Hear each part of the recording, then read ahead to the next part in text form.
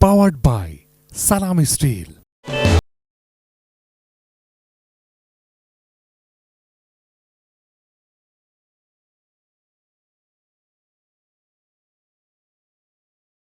বরাবরের মতো এটিএন নিউজের ঐতিহ্যবাহী তথ্য বিনোদনমূলক অনুষ্ঠান নিউজিকে আপনাদের সবাইকে আমন্ত্রণ জানাচ্ছি। আমি উজমা হাসান এবং আমার সাথে আছেন নিশীথ সূর্য।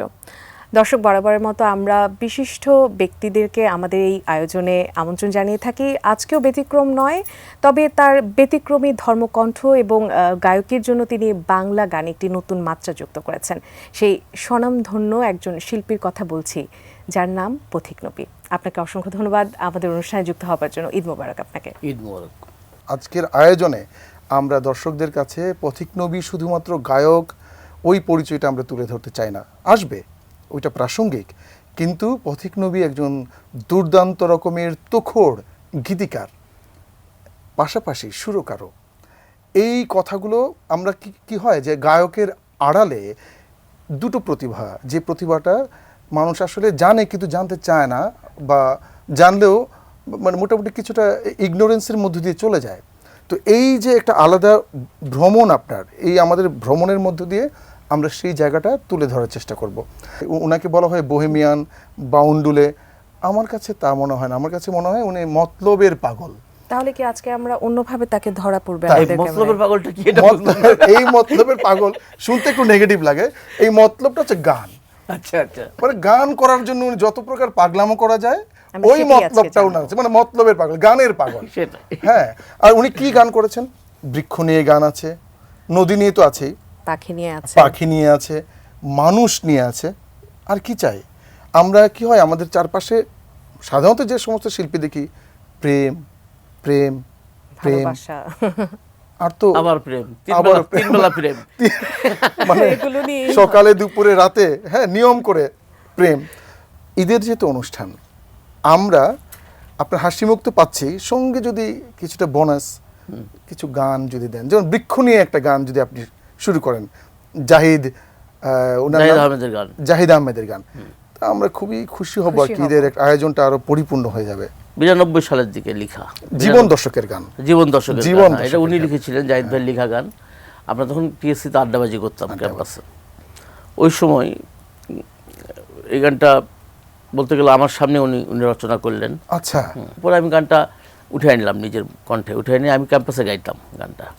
ওরে বৃক্ষ যা মোহন আঘাত দিলে দেয় গো তারে ফল, ভালোবাসার বাগান দিলাম তুই দিলি অহনল,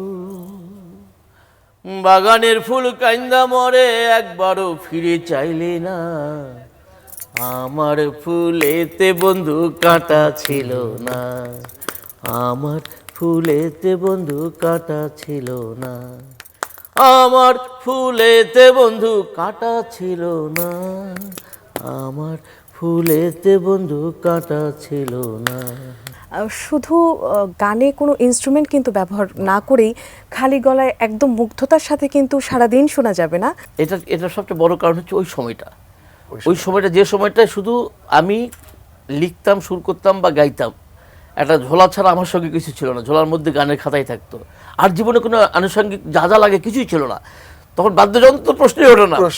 মানে আপনার ধ্যান জ্ঞান ভাবনায় সারাক্ষণ সৃষ্টিশীলতাই কিন্তু গান ছিল। আমি বেঁচে ছিলাম ওই জিনিসটাকে আঁকড়ে ধরে, যে আমাকে গান করতে হবে, সুরে আসতে হবে, কথায় আসতে হবে, সৃষ্টি করতে হবে সবার সঙ্গে, একা না। এই যে ভাবনার একটি বিশালতা, এই যে ভাবনায় পাগল, আপনার শুরুটা জানতে চাই। সেই শুরুর গল্পটা আপনার ভাবনায় কিভাবে আসলো সেটি জানতে চাই। মানে এই জগৎটা, জি, এই জগৎটা এসছে গ্রাম থেকেই। আমার গ্রাম, আমার ছোটোবেলাটা এরকম কেটেছে আর কি। ছোটোবেলাতেই আমি অনেক ছোটোবেলায় জানতাম আমি শিল্পী হব, এবং শুধু শিল্পী হব না, আমি অনেক নাম করা শিল্পী হব, অনেক বড় কিছু হব আমি। এটা আমার ভিতরে, এটা আমার ভিতরে ছিল একদম। আমার জ্ঞান হওয়ার পর থেকে আমি জানতাম, কেমন করে জানতাম আমি জানি না, কিন্তু আমি অনুভব করতাম। আমার বয়স যখন কত 8, 9, 10, 12, তখনই আমার অ্যাটিটিউডের মধ্যে ব্যাপারটা চলে এসেছিল আর কি। আপনি কি করতেন? গান গাইতেন এভাবেই? তখন গাইতাম, কিন্তু তখন হয়তো গানের মতো এরকম মানে স্বতন্ত্র গান ছিল না তো তখন।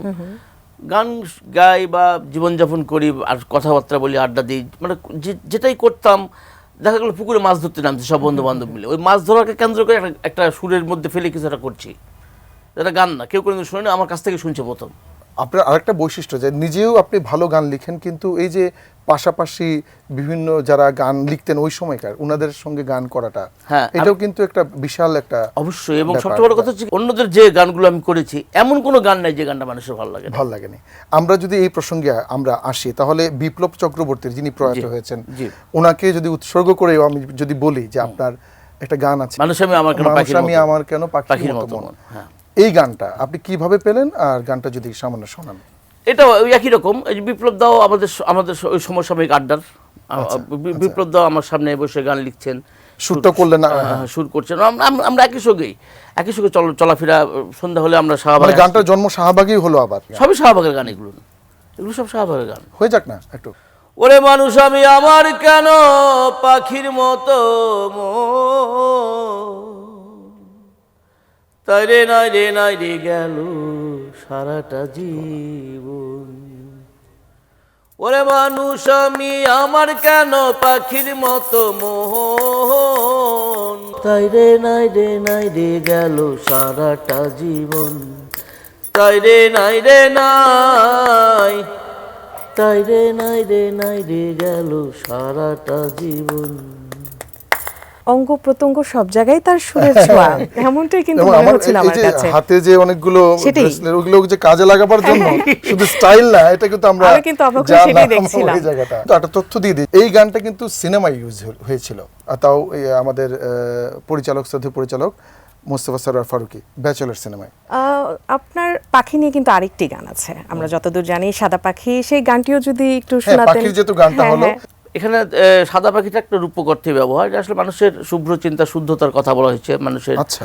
অন্তরের পবিত্রতার কথা অনুভব করে এই জিনিসটা বলা হয়েছে। যে আসলে ওই যে খাঁচার ভিতরে অচিন পাখি সাইজি যেমন লিখে গেছে, ওই পাখিকেই ওই পাখিরই একটা আলাদা রূপ আর কি। হয়তো বা আমি তো সাদাভাবেই এসেছি, পরবর্তীতে আমি কালো হয়ে গেছি, আমার অন্তর কুলুষিত হয়েছে বা যে কোনো কারণে নষ্ট কি হয়ে সুন্দর, গেছে, কি সুন্দর চিন্তা, বাহ। তাই না? কিন্তু তারপরে যে আমার ভিতরে যে সাদাটা শুভ্রতা, সেটা তো ধরে রাখতে হবে। তো সেটা যদি আমি উড়াইতে পারি বাতাসে, একটা সুন্দর ব্যাপার না অনুভূতিটা। তো সেই জায়গা থেকে আমি বলেছি যে পাখি উড়িয়া উড়িয়া উড়িয়া উড়িয়া উড়িয়া উড়িয়া রে যাই, পাখি উড়িয়া উড়িয়া উড়িয়া উড়িয়া উড়িয়া উড়িয়া রে যাই, পাখি ঠোঁটের ক্ষীণ তৃণ আমাকে জানাই, পাখি ঠোঁটের ক্ষীণ তৃণ আমাকে জানাই, তোমার ঘরে ফেরার বেলা যায়, তোমার ঘরে ফেরার বেলা যায়, তোমার ঘরে ফেরার বেলা যায়, একটা সাদা পাখি আমাকে। প্রতিটা গানের ভেতরেই একটি ভাবার্থ আছে, একটি অর্থ আছে, যেটি আসলে মনোযোগ দিয়ে শুনতে হবে বোঝার জন্য, তাই না? হ্যাঁ, বোঝার জন্য, মানে খুবই সুন্দর কথাগুলোকে ছিল। শুধু আমরা শুনবো না, আমরা বুঝবো, বোঝার এরকম একটা- চেষ্টা হ্যাঁ, করব। বোঝার চেষ্টা করব। আর এই গানটা যে ক্যাসেটে ছিল, ওই ক্যাসেটটা আমি জোগাড় করেছি। এটা হলো ওনার প্রথম ক্যাসেট, বুঝবেন? না, এটা এটা এটা এটা হচ্ছে সফল প্রথম ক্যাসেট। আচ্ছা, সফল। হ্যাঁ, কিন্তু এর আগে একটা ক্যাসেট আমরা করেছিলাম বন্ধু বান্ধব সব মিলে, স্টুডেন্ট লাইফে একদম। কিন্তু সলো তো না, ওটা সলো ছিল, ওটা solo ছিল? ওটা solo ছিল, কিন্তু ওটা বাজারে চলে টলে না। কি নাম ছিল? ওটা সে album- পাওয়া যায় বাজারে? ওটা রাশেদ ইলেকট্রনিক্স নামে একটা কোম্পানি বের করেছিল, আবিদ কাকু মিউজিক করেছিলেন, আবিদ হোসেন কাকু মিউজিক করেছিল। আমরা সব বন্ধু বান্ধবরা একত্রিত মেসার হ্যান্ডি বাতিল ফ্যান ট্যান সব বিক্রি করে দিয়ে টাকা পয়সা জোগাড় করে ক্যাসেট বের করেছিলাম একটা। নাম কি ছিল? নষ্ট নগর নষ্ট স্বভাব। অ্যালবামের প্রস্তুত ছিল নাগা সন্ন্যাসীদের মতন হাফ প্যান্ট পরা খালি গায়ে, আর কিছু নাই শরীরে, কান্দে ব্যাগটা, কান্দে সেই ঝোলা, যে ঝোলার মধ্যে আমার গানের খাতা থাকে, প্রয়োজনীয় টুকটাক জিনিসপত্র। পথ চলিতে ভয় কেন পাশ পথিক ডে, মনের কথা কেমনে তবে বলবি রে, ওরে আকাশেতে লক্ষ তারা, রাত যত হোক কালো, জঙ্গলে জোহনাক জলে আর অন্তরে তোর আলো। আহা, মানে জোনাকি, অন্ধকার, আলো, আলো, নদী, হ্যাঁ। স্রোত, ঢেউ, ফুল, পাখি, প্রজাপতি। ওই সময়ই ছিল, হ্যাঁ, 22 বছর বয়সে, ছোটবেলা বয়স হ্যাঁ, থেকে এগুলো আর কি। ওই সময় ছিল। কেন নদীর জল ছিল না, কুল ছিল না, তো আমার 22 বছর 22 বয়সে বছর লেখা হ্যাঁ, গান। ওটা তো বলছি। মানে ওই অ্যালবামের কাজটা শেষ করছি, তার কিছুদিন পরেই গানটা এই লেখা আর গান কি। লেখা, হ্যাঁ, যে আমরা কিন্তু গল্পে গল্পে অজানা অনেক কিছুই জেনে ফেললাম, জেনে ফেললাম। তাই না? আর এই যে প্রথম যেটা বললাম যে যা হোক প্রথম না দ্বিতীয় যেটা অফিশিয়ালি প্রথম, বেসিক্যালি এটাই প্রথম অ্যালবাম আমার। officially প্রতীক নবীর এটা অ্যালবাম, ওটা আবার প্রতীক নবীর নাম ছিল না, ও ওটা শুধু নবীর নামে ছিল। নবী নামে হ্যাঁ, ছিল, শুধু নবীর, যে নামে আমাকে সবাই ডাকতো তখন। ডাকতো। প্রতীক নবী তো আমি পরে হলাম। পরে আমি। আমার পুরো নামটা হচ্ছে আবুল খায়ের মোহাম্মদ নুরুন নবী। তো আবুল খায়ের মোহাম্মদ নুরুন নবী, আমি তো এত কিছু না। আমার তখন মনে হলো আমি তো এত কিছু না, এত বড় নাম কেন রাখছো আবার, আমার একটা ছোট্ট নাম দরকার। তো আমি নাম করলাম প্রতীক নবী। প্রতীক নবীর নাম নিজে দিলাম। তারপর পরে আবার চিন্তা করলাম যে অস্বীকার করি কি করে ওইটাকে, ওটাকে দুটাকে যোগ করে দিই, দিয়ে আবুল খায়ের মোহাম্মদ নুরুন নবী প্রতীক নবী। এখন আমার এনআইডি টেনআইডি সব জায়গায় এই নামই পুরাটুকুই। তো আমি বাচ্চাদের নামও ছোট রেখেছি। নামটা বলে ফেলেন, হয়ে যাক। তো কি, আমার মেয়ের নাম হচ্ছে মেঘ, নাহিয়ান মহল বেগ। আর ছেলের নাম হচ্ছে মানব নবী, বাস ছোট্ট মানব নবী। আর ভাবির নাম মহল, আবিদা মহল। আচ্ছা, ওই প্রসঙ্গে আমরা যাব, ভাবির প্রসঙ্গে আসতে হবে। আমরা যেহেতু এই ক্যাসেট নিয়ে আছি অচেনা পথিক, এই শিরোনাম গানটা এটা দারুণ একটা ইতিহাস আছে। অচেনা পথিক কোথা যাবি চল, অনেক দূর বহুদূর যাবার কথা, যেতে হবে যেন সব ভুলে, কোনো দুঃখ নাই। দুঃখ এই ভাবনাটা আসলো কোত্থেকে, কোন জায়গায় আসলো এটা? এটা শুরু থেকেই ছিল এরকম, কিন্তু বেসিক্যালি আমরা যখন প্রথম আমরা শাহবাগ থেকে আমরা বন্ধু বান্ধব কয়েকজন মিলে, বিশেষ করে আমি, অভিলাষ দাস আমার বন্ধু, আর চপল, চারুকলা স্টুডেন্ট চপল, আমরা 3 বন্ধু মিলে কোনো একভাবে এই দিক দিয়ে এখান থেকে চেয়ে চিনতে কিছু টাকা পয়সা জোগাড় করলাম যে আমরা কুষ্টিয়া যাবো, সাইজের ধামে। তখন মেলা চলছিল লালনের ওখানে। তো আমরা নিয়ত করছি, আমরা ঢাকা থেকে রওনা দিলাম সন্ধ্যার একটু আগে বিকেলের দিকে রওনা দিলাম গাড়ি টাড়ি করে। কি যেন একটা ঝামেলা চলছিল, যেখান থেকে গাড়ি ঘোড়া বন্ধ হয়ে গেল, আমরা গাড়ি পাচ্ছি না আর কি। সেখান থেকেও কুষ্টিয়া অনেক দূর, মানে গড়াই নদী থেকেও আমরা অনেক দূরে, গড়াই নদীর আগে। তো ওখানে গিয়ে তখন আমরা শুরু করলাম যেভাবে হোক আমাদেরকে পৌঁছতে হবে জায়গা মতো। তো যাচ্ছি, যেতে যেতে আমরা ওই একটা ভ্যান গাড়ি পেলাম, সরু রাস্তার দুদিকে পানি, কিন্তু অথই পানি, বিলের বড় পানি, বড় বাবলা গাছ জুড়ে, প্রত্যেকটা বাবলা গাছে লক্ষ লক্ষ কোটি কোটি জোনাক পাখি, জোনাকির আলো জ্বলছে। তখন লেখা আসলো ওই যেখান থেকে, অচেনা পথিক কোথা যাবি চল, জোনাকির কোলাহলে অচেনা পথিক কোথা যাবি চল। তো যেতে যেতে যেতে যেতে আমরা একটা জায়গায় গিয়ে ওই ভ্যান গাড়ি আর যাবে না, কারণ ওর যাওয়ার উপায় নাই, নদী পার তো হতে হবে। ফেরি লঞ্চ টঞ্চ কিচ্ছু নেই, মাঝরাত, অনেক রাত, গভীর রাত। তো আমরা এলাকার লোকজনকে জিজ্ঞেস করলাম, ভাই এখন কি ট্রেন আসার সময় আছে? কারণ না, ট্রেন আর একটু পরে আসবে। কতক্ষণ পরে? তো আমরা চিন্তা করি, ওনারা বললো যে 1-1.5 ঘন্টা দেরি আছে, বা হয়তো অনেকক্ষণ দেরি আছে, ততক্ষণ আমরা পার হয়ে যাবো, আরও আগে পার হয়ে যাব। কিন্তু আবার আরেকজন ভয় দিয়ে বলতেছে, দেখেন কিন্তু মালগাড়ি কিন্তু মাঝে মধ্যে চলে আসে, মানে জনপরিবহনের চাইতে মালগাড়ি মাঝে মধ্যে আসে। এটা কখনো, মালগাড়ি কিন্তু টাইম নাই, কোন সময় চলে আসে বলা যাচ্ছে না। আচ্ছা দেখবো না, মালগাড়ি আসলে আমরা লাভ দিয়ে নদীতে পড়ে যাব। তো ওখানে ওই যে ছেলেপেলেরা গাছি খেলছিল, একটা মানে গ্রাম্য একটা খেলা আছে, ওই আলো জ্বালায় ওরা খেলে আর কি, লাঠির মধ্যে মশালের মতো আলো। তো ওদের কাছ থেকে একটা ওই মশাল নিয়ে নিলাম। ঘরের নিচে কুমির, আর উপরে যে কোনো সময় ট্রেন চলে আসার সম্ভাবনা, আর হাতের মধ্যে, তার মধ্যে অন্ধকার রাত, আর ওই যে আলো, মশালের আলো, সে মশালের আলো, বাতাস চলছিল, বাতাসে মশালটা নিভু নিভু হয়ে আসে, তখন আর কিচ্ছু দেখি না। আবার একটু অপেক্ষা করি, আবার যখন আলোটা জ্বলে ওঠে তখন দেখি যে স্লিপারগুলো কোন কোন জায়গায় আছে। তখন দেখে একটা একটা করে ধাপ দিয়ে পার হয়ে যায়, কোনো মানে পা ফসকে গেলেই অবস্থা খারাপ, নিচে পড়ে যাবো। কিন্তু তখন লিখলাম যে সাবধানে প্রতিধাপ বন্ধু, পা ফসকালেই হয়, গল্পের শেষ নেমে যাবে। এরকম করতে করতে করতে আমরা যা সাইজের ধামে পৌঁছলাম, আমরাও পৌঁছলাম। কিছুক্ষণ পরে ফজর আজান দিল, মানে আমাদের কোর্স এবং আমাদের প্ল্যান মতো কমপ্লিট। আচ্ছা, এই গানটা অচেনা পথিক, এটা না শুনলে তো বিপদ, মানে দর্শকরা কিন্তু শুনতে চায়। এটা নিয়ে এত গল্প শুনছি, এটার গান তো আমাদের শুনতেই হবে। তারা ভরা রাত, তারা ভরা রাত, মন ছুঁয়ে জল, জোনাকির কোলাহলে, সাবধানে প্রতিধাপ বন্ধু, ও সাবধানে প্রতিধাপ বন্ধু, পা ফসকালেই শুধু হয়, ওহো পা ফসকালেই শুধু হয়, অচেনা পথিক কোথা যাবি চল, কোনো দুঃখ নেই, নানা দুঃখ নেই, কোথা যাবি চল। আমার কিন্তু একেবারেই বিরতিতে যাওয়ার একটু ইচ্ছা ছিল না, কিন্তু নিতেই তো হবে, কি করার আর। তবে একটা জিনিস বলতে চাই বিরতির আগে, আপনারা কিন্তু আমাদের জন্য অপেক্ষা করবেন, কারণ বিরতির পর কিন্তু আমরা পথিক নবী মানেই যে গানটি দিয়ে এসে পরিচিত, আমার একটা নদী ছিল, সেই গানটি শুনব।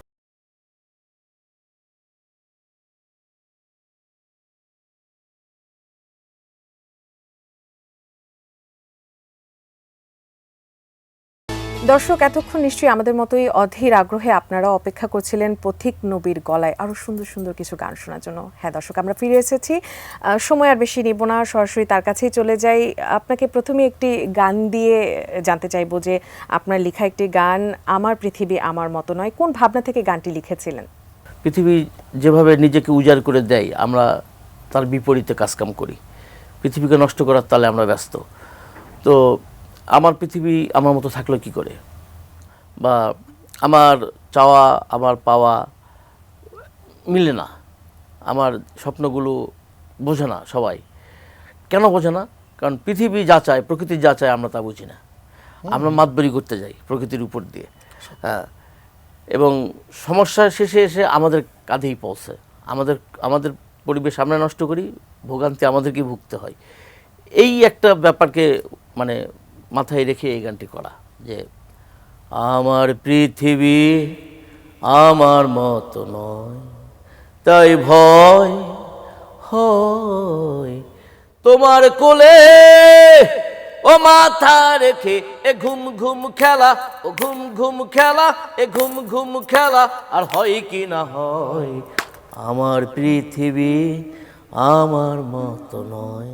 দর্শককে আরেকটা জায়গা আমি আনতে চাই, আসলে এই জায়গাটা না আনলে না আনাটা উচিত হবে না। মানুষ বনবাসে যায়, হ্যাঁ, 12 বছরের বনবাস, কাউকে এরকম পাঠানো হয় কিন্তু শাস্তি হিসাবে। কিন্তু পথিক নবী নিজেই নিজেকে শাস্তি দিলেন। এই শাস্তিটা কেন দিলেন? উনি 12 বছরের জনবাসে চলে গেছে, পকেটে টাকা নাই, উনি রাতের শীতের কাপড় নাই, ওইভাবে আপনি থেকেছেন। ওই যে স্ট্রাগল, এই স্ট্রাগলটা জানা দরকার, বিশেষ করে যারা আছে না যে উড়ে এসে জুড়ে বসে ভাবেন যে আমরা কিছু একটা করে ফেলবো বা এরকম। কিন্তু গান যে একটা সঙ্গীত যে একটা সাধনার বিষয়, যে কোনো সৃষ্টিকর্মই। আপনার এই গল্পটুকু যদি আমরা কিছুটা হলে শুনি। আসলে আমি এটা কিন্তু মানে আমি আমার উপায় নাই দেখে না, উপায় নাই দেখে যে এরকম করছি তা না। আমার সবই ছিল। আমার গ্রামে বাড়িতে রান্না হতো রেগুলার, বাড়িতে গেলে পেট ভরে খেতে পারতাম, না খেয়ে রাস্তায় পড়ে থাকার কোনো প্রয়োজন নাই। আল্লাহর মতে ভালো অর্থনৈতিকভাবে অনেক বড় কিছু তো না জন্মালো, অন্তত কৃষক ঘরে জন্মাইছে, যে বেলা 3 বেলা খাবারের ব্যবস্থা সংস্থান ছিল। কিন্তু তারপরে যে না খেয়ে পড়ে থাকছে দিনের পর দিন, বা ঘুরেছি মানুষের কাছে, কী জন্য গিয়েছি? শিখতে গিয়েছি, জানতে গিয়েছি, দেখতে গিয়েছি, জ্ঞানীর কাছে গিয়েছি কিছু পেতে, জ্ঞান নিতে, শিখতে। আমাকে তো জানতে হবে যে জ্ঞানগুলো আমাকে গান লিখাই সহযোগিতা করেছে, আমার গানগুলো জন্ম নিয়েছে, সুরগুলো আমি করেছি, লিখেছি, এগুলো সব আমার জীবন থেকে নেয়া। অনেকের দুঃখ আমাকে দুঃখ দেয়, অনেকের আনন্দ আমাকে আনন্দ দেয়, তাই না? আর এখন যুগটা কীরকম হয়ে গেছে, মানুষের কোনো শুভ সংবাদ নিতে পারে না। কারো একটা ভালো খবর যদি কারো কাছে বলা হয়, দেখবেন যে তার চোখের মধ্যে একটা বেদনা খেলছে। কিন্তু কারো একটা দুঃখের খবর দেন, কারো একটা ক্ষতির কোনো খবর দেন, দেখবেন চোখের মধ্যে আনন্দ ঝিলমিল করছে, ঠিক হয়েছে, ক্ষতি হয়েছে। এই যে ব্যাপারটা, এটা আমাদের সবসময় সব যুগেই থাকে। এটা মানুষের ভিতরের প্রবৃত্তি। আসলে মানুষ আরেকজনের সুখ উন্নতি সহ্য করতে পারে না, হয়তোবা আমার কেন জানি মনে হয়তো, বা আমার মধ্যে এই সব সংকীর্ণতা নেই, কিছু কিছু মানুষের ক্ষেত্রে আমি লক্ষ্য করেছি। তো আমাকে আসলে এই যে চরিত্রগুলো, মানুষের যে মানসিক ব্যাপারগুলো, এগুলো আমাকে শিখতে হয়েছে, দেখে দেখে শিখতে হয়েছে। মানুষের চাইতে বড় পুস্তক তো আর কিছু নাই। হ্যাঁ, মানুষকে পড়তে শুরু করলাম, তখন আমি মানুষকে পড়া শুরু করলাম, এবং সে ব্যাপক পরিমাণে। এবং এই জন্য আমি বলি যে আমি এই জনবাসে ছিলাম। মানুষ যখন বনবাসে যায়, আমি জনবাসে গেলাম, এখনো শিখছি এবং আমি এখন একটা জিনিস অনুভব করি, যে যত বেশি শিখবে সে জানবে সে তত বেশি অশিক্ষিত, তার শিক্ষার গভীরতা তত কম। মানে মহা সৃষ্টিতে এত কিছু আছে জানবার, একটা মানুষ না জানলে সে জানবে না যে সে কিছুই জানে না। বাহ, খুব সুন্দর কথা, খুব সুন্দর একটি উক্তি কিন্তু উনি দিলেন। তা আমি এখন ওই সেই ভাবনের মধ্যে আছি যে আমি আসলে কিছুই জানি। আপনার এই যে জনবাস, ওই জনবাসের এই গল্পটার সাথে একটা গান খুবই সুন্দর যায় আর কি। এই গানটার মাধ্যমেই কিন্তু আমরা এই গল্পটার ইতি টানতে চাই। ওরে কে আমাকে ভালোবাসিবে, কে জানাবে শেষ বিদায় রে, আমি কাউকে ডাকি নাই, আমি তো কাউকে শুধাই নাই। স্বপ্ন রেখে গল্প রেখে আমি যাই, চলি আমি যাই। আমার ছিঁড়েছে পাল, ভেঙেছে বইটা, খবরও রাখি নাই, আমি তো আমাকে জানি নাই, আমি তো আমাকে বুঝি নাই। আজকের অনুষ্ঠানের মাধ্যমে, অনুষ্ঠানের মধ্য দিয়ে আমি নিশ্চিত দর্শকরা বা যারা গানের মানুষ, যারা আপনাকে শুধুমাত্র একটা ওই আমার একটা নদী ছিল পথিক নবী, ওই জায়গা থেকে বের হয়ে আসার একটা দারুণ একটা জায়গা খুঁজে পাবে, একটা নতুন একটা উইন্ডো, একটা জানালা আজকে পাওয়া যাবে। এবার একটু ভিন্ন ধর্মী একটু গান একটু শোনা আনন্দে যায়। আবার ফিরে আসি, তাই আবার না? ফিরে আসি। হ্যাঁ। আপনি কি বলেন? নিশ্চয়ই আনন্দ সবচেয়ে জরুরি। পাগলা হাওয়া অ্যালবামের একটি গান শুনতে চাইবো, মাখি গিরা গরম তেল মে। এই গানটার ঘটনা হচ্ছে কি, এই গানটা একটা সংগৃহীত গান, এটা অনেক পুরনো গান। এই গানটা আমি প্রথম বিপ্লবদার মুখে শুনি, পরবর্তীতে খালিদ ভাই কিন্তু গানটা করেছিলেন। আচ্ছা। আমাদের সদ্য প্রয়াত খালিদ ভাই ওনার অ্যালবামে এই গানটা করেছিলেন ঠিকই, কিন্তু পরবর্তীতে খালিদ ভাই গান শুনে আমার মনে হলো যে খালিদ ভাই গিয়েছেন ভালোই, কিন্তু গানটা না আবার একটু অন্যভাবে গাইলে বোধহয় একটু ভালো হতো। কারণ মানে আপনার গাইতে ইচ্ছে হলো আর কি? গাইতে ইচ্ছে হলো। পরে আমি পাগলা হাওয়া অ্যালবামে গানটা করেছিলাম। আমার স্টেজ প্রোগ্রাম শেষই করতে হয় এই গানটা, এই গান দিয়ে, আচ্ছা। না হলে জমে না। শেষে অডিয়েন্সের এই গানটা লাগে আর কি, যে ওরা একটু পাগলামি করবে, নাচবে টাচবে, বাকি গানটা লাগবে। আমি করছি বলে আমি দিল জেলে, আমি দিল জেলে, আমি দিল জেলে, জেল দেখি আকামের কাম খেলে मैडेर चाले जैसा मक्खी गिरा ओ गरम तेल में यो ऐसा रहना पारेगा सेंट्रल जेल में हिया हु हिया उकिला আমার নানা শ্বশুর, ডেপটি মোদের দুলা, আমি ডেপটির শালা, ছেড়ে দেন জেল দারোগা, জেলের বড় জ্বালা জৈসা मक्खी गिरा ओ गरम तेल में यो ऐसा रहना पारेगा सेंट्रल जेल में। জেলখানার ভিতরে কাহিনী আর কি, জেলের জীবন অন্যরকম তো, বোঝেন না? জেলখানা করে কি গামলা, মানে বদনা, চিরুনি, এগুলো ছাড়া তো কোনো যন্ত্রপাতি থাকে না। বড় ধরনের লাঠিও তো রাখতে দিবে না, কেউ লাঠি দিয়ে মাথা ফাটায় ফেলে। হ্যাঁ, তো ওই যে টুংটাং, চিরুনি, ম্যাচের কাঠি, এগুলো সব টুংটাং করে বাজিয়ে বাজিয়ে গান গায়। যদিও জেলের ভিতর গিয়ে আমি গান করেছি এই গানটা, পরবর্তীতে জেলে যেতে হয়নি আমাকে, অপরাধ করে জেলে যায়নি, গান গাইতে গিয়েছিলাম আর কি। যে দৃশ্য আমি গাচ্ছি না, সব ওরা সব হাউ করে কাঁদতে, সব কান্না করতে। হ্যাঁ, ওরা তো এই গানটা গায় জেলের ভিতরে। আরেকটা গান এইটার সাথে খুব যায়, এই গানের সাথেও যায়, কে আমারে খেয়ে দিয়ে ফেলে রেখেছে, আমার আমি নাই। হ্যাঁ, আমার আমি নাই, এটা বিপ্লবদার গান, বিপ্লব চক্রবর্তীর গান। দাদা আসলে কি যে লিখতেন না, প্রতিভাবান মানুষগুলো অভিমানী হয়, আত্মঘাতী হয়ে যায়, জীবনযাপনটা আত্মঘাতীর মতো। ঠিক আছে, কিছু করার নাই। আবার এটাও সত্য যে মৃত্যু তো মানুষের অবধারিত। পৃথিবীতে আমার কাছে একটাই সত্য এখন, সেটা হচ্ছে আমি একদিন মারা যাব, এছাড়া বাকি সব আমার কাছে প্রশ্নবোধক। এই গানটা হয়ে যাক। ওরে ছেঁড়া পলিথিনের মতো হাওয়াই হাওয়াই উড়ি, বাদামের খোসার মতো পার্কে পড়ে থাকি, আমি যেন সিগারেটের শূন্য প্যাকেটে রে, ওরে কে আমারে খেয়ে দিয়ে ফেলে রেখেছে, হায় আমার আমি নাহি রে, আমার আমি নাই নাই নাই, আমার আমি নাই নাই নাই, আমার আমি নাই নাই নাই, আমার আমি নাহি রে, আমার আমি নাই নাই নাই, আমার আমি নাই রে, আমার আমি নাই। আপনার সেকেন্ড সোলো অ্যালবাম, যেটির নাম আপনি দিয়েছেন কষ্টের গায়ে লাল জামা, এই বিষয়টি একটু জানতে চাইবো যে এই অ্যালবামটিতে এই কষ্টের গায়ে লাল জামা একটি গান আছে, সেটি তো শুনবোই, পাশাপাশি জানতে চাইবো যে এই গানের অ্যালবামের এই নামটি কেন আপনি দিয়েছেন? আসলে কষ্টের গায়ে লাল জামা, বেদনার গায়ে নীল, সুখের গায়ে নেই জামা, সে উলঙ্গ অনাবিল। এখন সুখ জিনিসটা মানে আপেক্ষিক, এক একজন এক একভাবে সুখ পায়। তবে আমি যেটা জেনেছি, মানুষ প্রাকৃতিকভাবে যে আলো বাতাস পাচ্ছে, সেই আলো বাতাসটাকেই যদি ঠিকমতো উপভোগ করতে পারে, তাহলে তার অন্য কোনো দিকে যাওয়ার দরকার পড়ে না। আর প্রকৃতি উজাড় করে দিয়ে রাখছে, তারপরও প্রকৃতি তো বেসিক্যালি উলঙ্গই, গাছ তো আর জামা পরে নেই, কিন্তু গাছ আমাদের জন্য সবচেয়ে উৎকৃষ্ট উপাদানটুকু আমাদেরকে দিচ্ছে, অক্সিজেন দিচ্ছে, সুখের একটা ব্যাপার।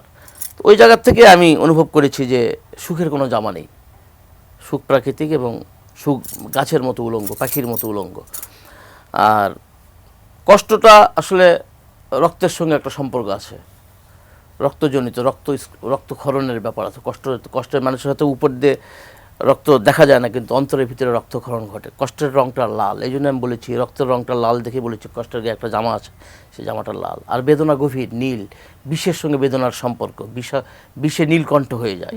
শিবের কণ্ঠ বিষ পান করার পর নীল হয়ে গিয়েছিল কণ্ঠটা, সেই বিষ কারা পান করে? মানুষের আনন্দের জন্য, মানুষের শান্তির জন্য যে যন্ত্রণাকে গিলে ফেলতে পারে তার কণ্ঠ নীল হবে, নীলকণ্ঠ হবে। নীল ওই জন্য বলেছি বেদনার রং নীল।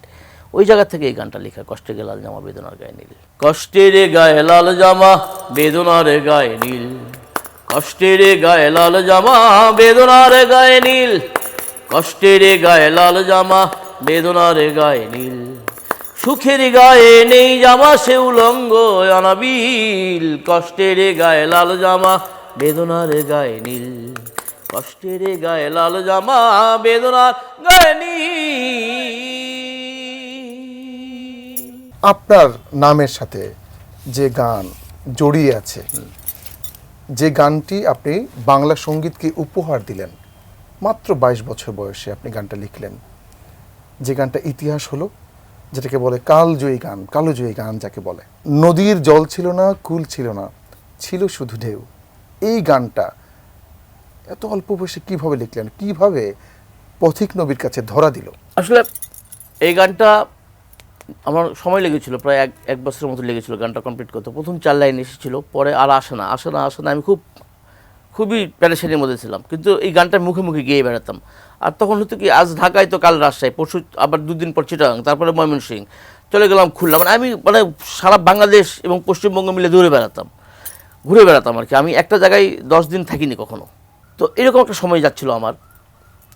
তো ওই সময় শাহবাগের আড্ডা সব একপাশে রেখে আমি একা হওয়ার একটু চেষ্টায় আছি আর কি।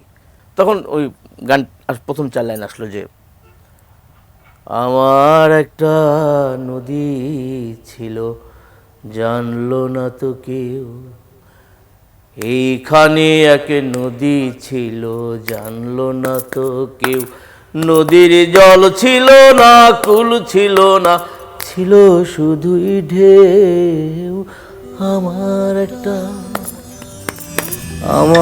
একটা নদী ছিল জানলো না তো কেউ। একটা মজার কথা বলা উচিত, যখন সুযোগ হয়েছে, এই 4 লাইন কিন্তু আমি শাহবাগে বসেই শুনছি, রিক্সাওয়ালা অন্ধকারে রিক্সা চালিয়ে যাচ্ছে আর এই গানটা গাচ্ছে। আমি তখন পথিক নবীও হই নাই, মিডিয়াতে এই গানটাও যায় না, কিন্তু মানুষ শুনতে মানুষের মুখে মুখে গানটা কিন্তু ছড়িয়ে পড়েছিল। কিন্তু পরে আমি যখন গান অ্যালবামে ছাড়লাম, আমার যখন গানটা ক্লিক হলো, ইত্যাদি যখন গানটা গেল, তারপর যখন গানটা যখন জনগণের মধ্যে ম্যাসিভলি বাস্ট হলো, তখন অনেকেই কমপ্লেন, আপনি চোর, পথিক নবী একটা চোর, বাটপার, আমার গান চুরি করে গিয়েছে, অমুক বলে আমার গান চুরি করে। 2-3-4টা শিল্পী দাঁড়িয়ে গেল, তারা এই গান আরও 5 বছর আগে অ্যালবাম রেকর্ড করে বসে আছে। এই 4 লাইন ঠিক আছে, বাকি অংশগুলো যে যার মতো করে 3-4টা গান, 3-4টা অ্যালবাম বেরিয়েছে, একটা ফিমেল সিঙ্গার গিয়েছে, একটা ছেলে গিয়েছে, আর একটা লোক গিয়েছে, এবং আছে আমার কাছে কালেকশানগুলো। প্রত্যেকের 4 লাইন ঠিক আছে, বাকি নিচেরগুলো নাই। নিচেরগুলো যে যার ক্যারেক্টার মার্কা অনুযায়ী লিখেছে আর কি, যে টাইপের মানসিকতা সে ওই টাইপের গান লিখেছে, কিন্তু প্রথম 4 লাইন সবার এক। মানুষ কিন্তু সেই জিনিসটাই চুরি করে, যে জিনিসটার ভেতর মানুষের একটি আকর্ষণ থাকে। নির্দ্বিধায় বলা যায় আপনার গানের কথাগুলো কিন্তু সেরকমই। হ্যাঁ, আমি তো কোনো ইয়ে থেকে লিখি নাই, আমি তো আমার ভিতর থেকে এসছে, আমি অন্তর থেকে অনুভব করেছি, আমি জোর করে কিছু লিখতে যাই না।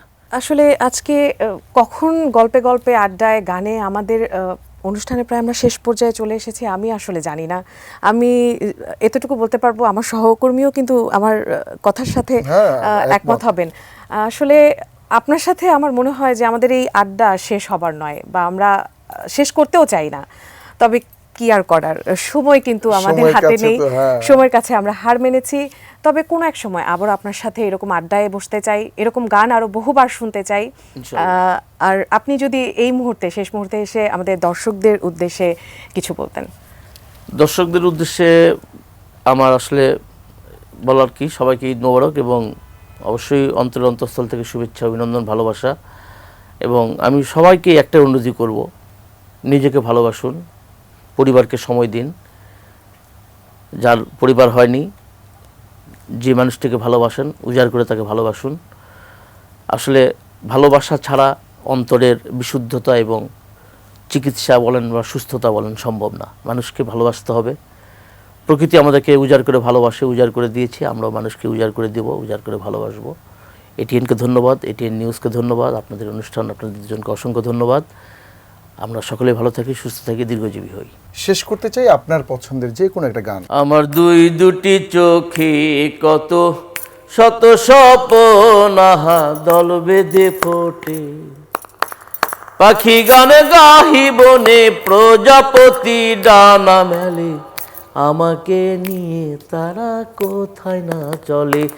আমার দুটি চোখে লাখো লাখো কথা নীরব তৃষ্ণার ঠোঁটে, বোকা হাসি বুবা ভাষা প্রেম শত দলে, আমি বলি না কিছুই কে যেন বলে। আমার দুটি চোখে কত শত স্বপ্ন আহা দল বেঁধে ফোটে।